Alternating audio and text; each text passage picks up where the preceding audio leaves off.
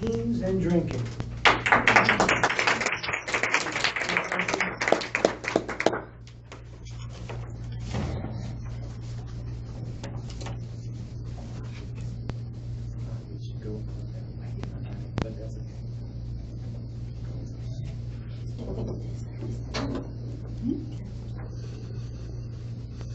If anyone asks you if you want to drink a beer or any alcohol, No, Dad. I heard it a million times.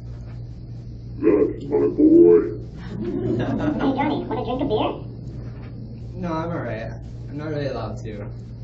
Why not? It's just a sip. Won't hurt you. Come on, take a drink. Alright. Maybe just one. You know, son, your mom and I love you, and we want to make sure you're not doing anything you're not supposed to, especially not drinking, right? Whatever, Dad. Get off my back. I'm not doing anything, alright? Hey, Johnny, great party, huh? Oh yeah, this is great. Hey, you want me to get you another drink? You sure you're okay to drive, Johnny? Yeah, I'm good, man. I got this.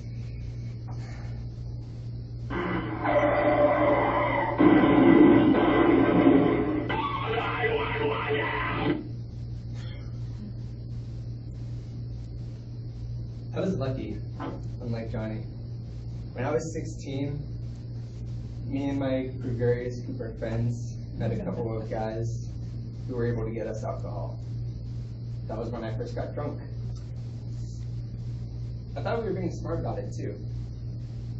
I remember one party we went to, we thought ahead. We asked an 18-year-old classmate if he would be our designated driver. And we held him to make sure he didn't drink or do anything to make so that he wouldn't be sober and able to drive. But after he ran a stop sign and saw that he almost got hit and couldn't stay on his side of the road, I thought to myself, there is no way that he's a better driver sober than I am buzzed. So I took over. I thank God that my friends and I got home safe, unlike Johnny. I'm also lucky because I had a friend who cared enough about me to tell the school police officer that I was planning a party with alcohol. He told my parents what he heard, and my life got flipped upside down. But that stopped me from continuing down a road that probably would have cost me my life. These laws are not stopping our youth from drinking. They're only making it more dangerous. History has shown us that outlawing moral gray areas such as underage drinking is at most an ineffective attempt at easing the symptoms rather than curing the disease. Prohibition failed, so why are we still trying to enforce it? A few states have tried to follow suit with the majority of the rest of the world and lower the drinking age. The statistics show that when our youth are taught how to drink socially rather than relying on the now and then that they get to and forced to binge drink, it works. It's not as dangerous. But to no avail. We've held strong to our own ways. 4,700 kids die each year from alcohol use. And while car crashes are the #1 source of death for teens, a fourth of those are due to drunk driving. And yet we still don't hear much about this. We hear a lot more about drugs flowing across the borders, when those 4,700 deaths are more than all illegal drugs combined. It makes no sense. We're living in denial. 1 out of 7 teens binge drink, and yet only 1 out of 100 parents believe that their teens binge drink.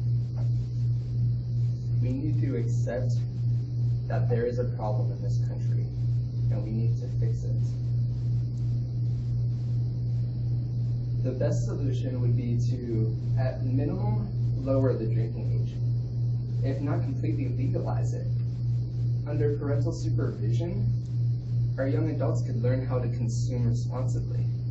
Imagine the amount of lives that could be saved if you were able to tell your teens and young adults that I understand that you're at an age of exploration and curiosity, and there's a lot of pressure to drink.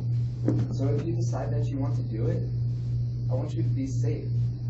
I want you to drink at my home under my supervision so that I know that you're all going to live. Sadly, that won't happen anytime soon. We're not going to be given the option of doing that without having to worry about going to jail. But I want you to each go to your young adults and let them know that you are a safe person to come to. If they decide that they want to drink, and you don't condone it because it is still illegal, however, if they do, they can come to you without fear of punishment or condemnation. Because their life to you is much more important than their fear of punishment or your fear of a law. Thank you.